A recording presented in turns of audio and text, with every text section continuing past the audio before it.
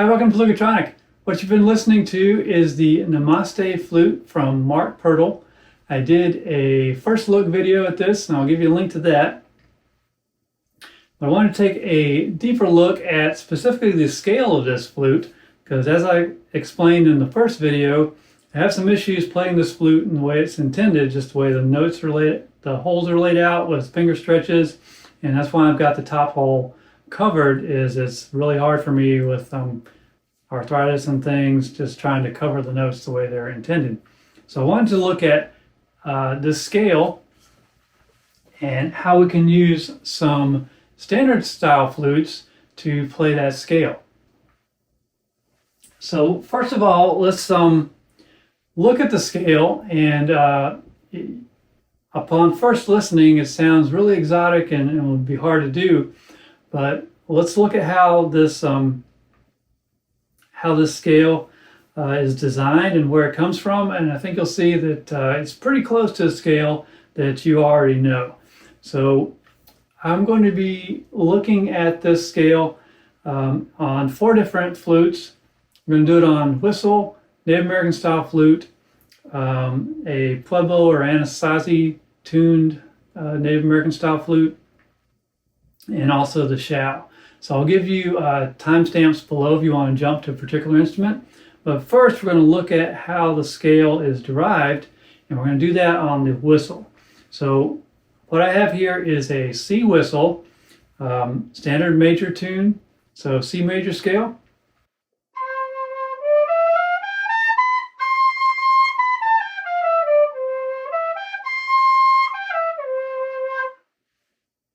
All right.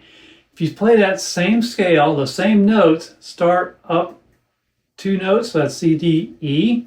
Start on the E.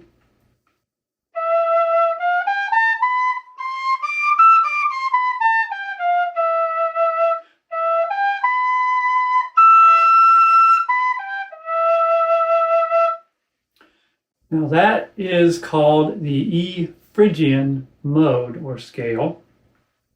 Same notes as C major, starting up 2 from that scale, and just start on the E, and that has a very minor feel, as you saw when I played the arpeggio. It has the E minor as the basis, so it's a minor scale. Okay, so that's E Phrygian. We're going to change one note to change this from a minor back to a major scale. So instead of the G, which would be the E minor third, I'm going to play a G sharp. Now on whistle, you can do that with a half hole. Most whistles will also give a pretty solid cross fingering for that. So let's try that.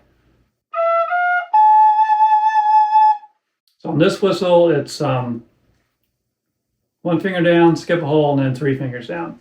So if I play the scale, just replacing the G with the G sharp, that's what this sounds like.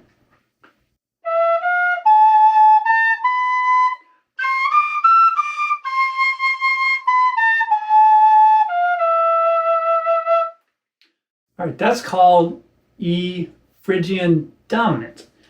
All right, so big long name, but it's just 1 note away from a standard major scale. It's called dominant because that your main triad there is an E, or it's actually 4 notes, is an E7, which would be a dominant 7th. So that's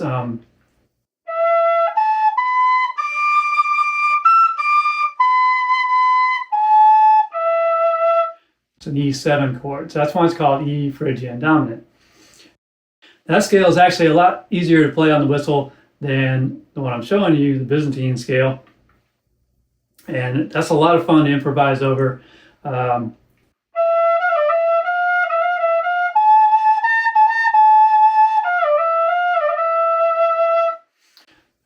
you'll see that tuning is actually more common than the Byzantine scale that we're looking at today.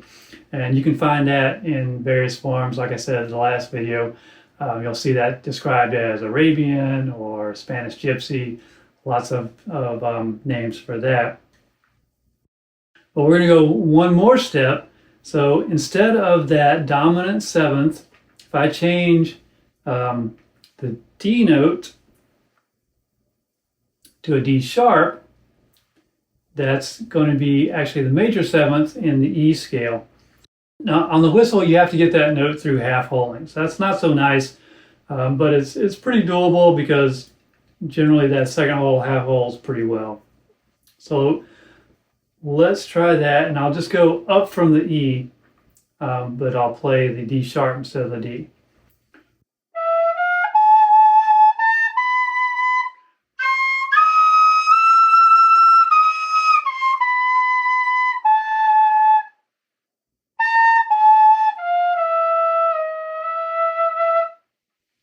Okay, got mixed up in the middle there. But so that's it. That's the final scale. We got two notes that are different from standard. So let's try that one more time on the whistle. And you'll hear that major seventh and the major third.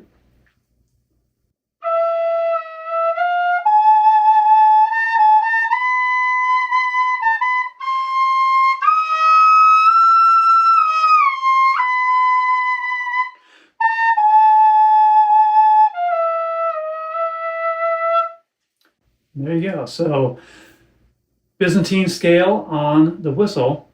Okay, another way to think of this scale, and this will be important as we get into the other instruments and trying to find settings for those, is you can think of that is that they're all half steps. Right? So if you think about that E major 7 chord, the other notes is an F major 7, and they're all a half step up.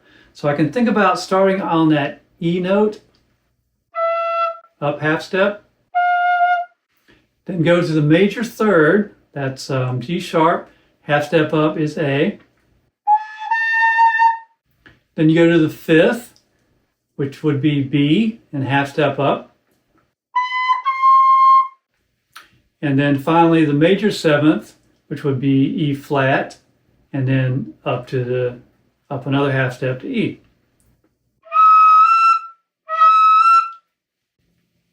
So as you're thinking about arranging this or setting this on a different instrument, that's really important here because you kind of see where the half steps naturally lie on that instrument. And that's why I picked the C whistle to start, because you have a half step there for the E to F and the B to C. Those are kind of naturally on the instrument. So that makes that setting real easy for the whistle. But that's not the only setting. Okay, so let's use that half step trick to look at a couple of other settings on the whistle. Found a couple others that worked pretty well. Although they do require some half holding. So how well they work for you depends on that. So let's look at a C setting. So that would be using a C major 7 to a C sharp major 7. That C sharp is kind of tricky, but let's start with that. So C, major third, fifth, and then major 7.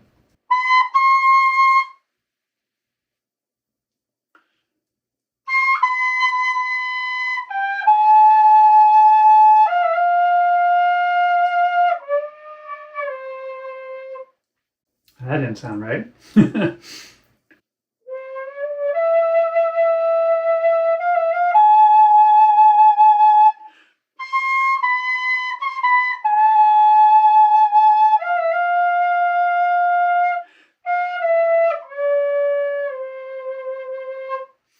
And that one is maybe not as successful because I'm not great on hitting that C sharp half hole.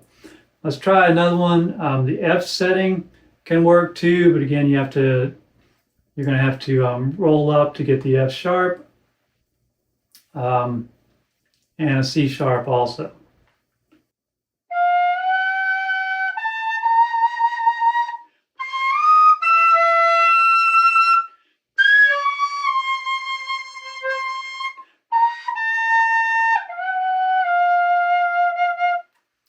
So on whistle, I really think the E setting works best.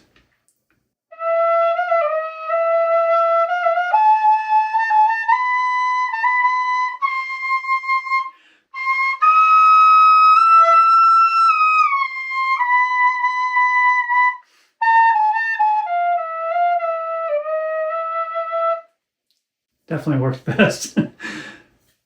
Okay, let's look at Native American style flute. I've got an A flute here, and I want to do that because the E setting works pretty well on Native American style flute, so you can kind of compare this to the whistle and the Namaste.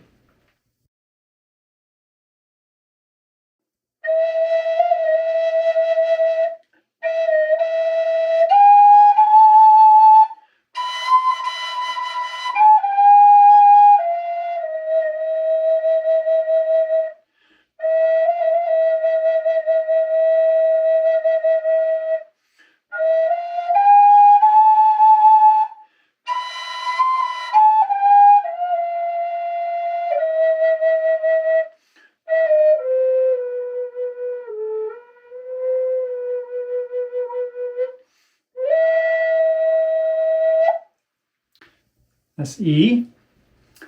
E flat can also work. Let's try that.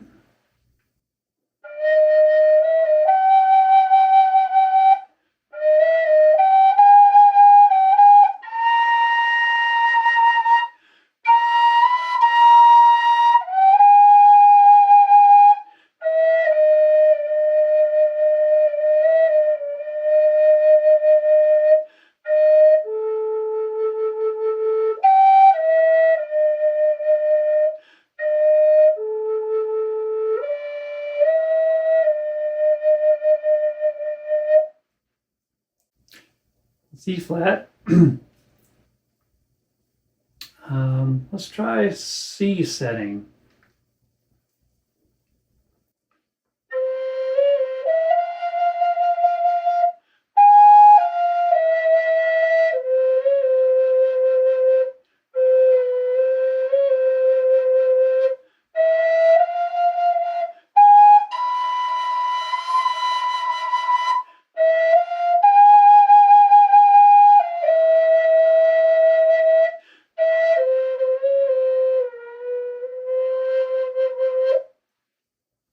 Works all right. I think E and maybe E flat. I think both, probably E is probably still my favorite setting on that. Okay, let's look at the Xiao. So for Xiao, what you've got on the bottom hand is you've got a series of 4 half notes. You go from D to E flat to E to F.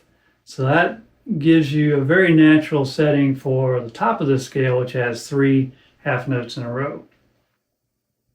So if I start on E flat as my root note, I can go above and below that.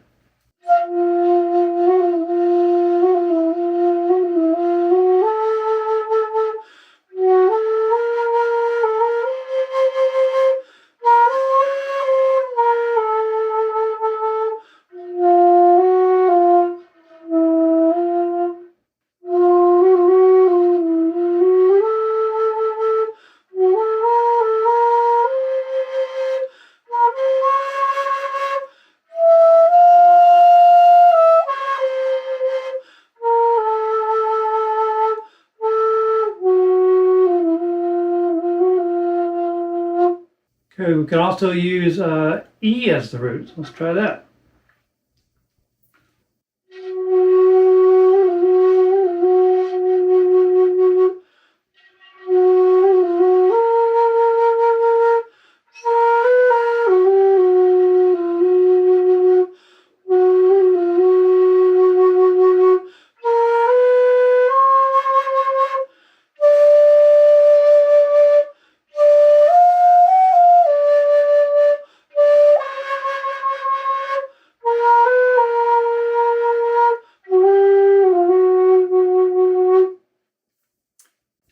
Yeah, that works.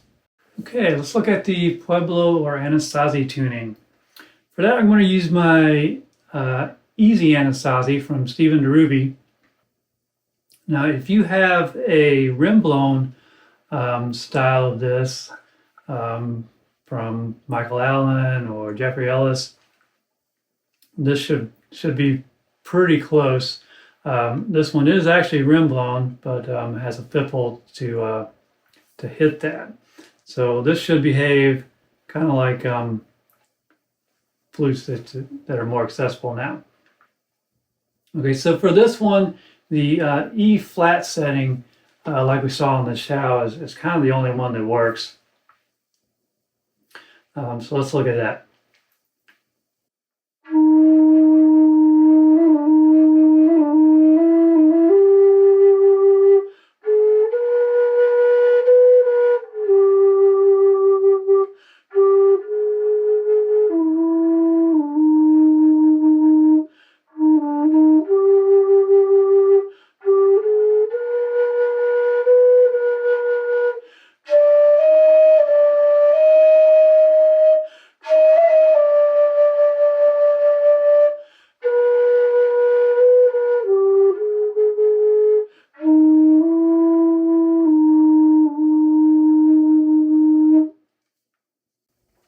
Also show you this one. This is also a C. It's a hybrid from Brent Adams.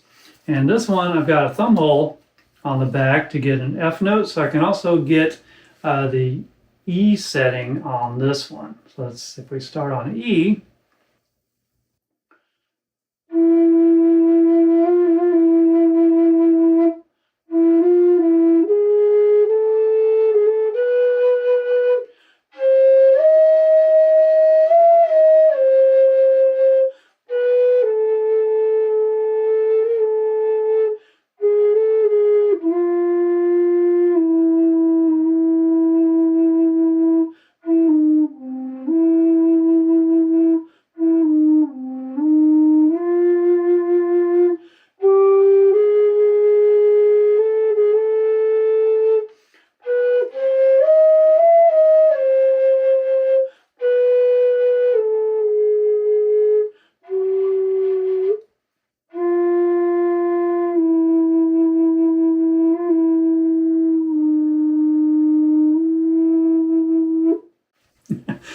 okay, so yeah, hit a couple wrong notes in there, but yeah, it works.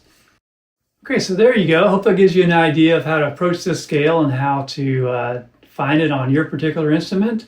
So yeah, that's all we wanted to cover today, but we'll close this out with some improv on the C whistle.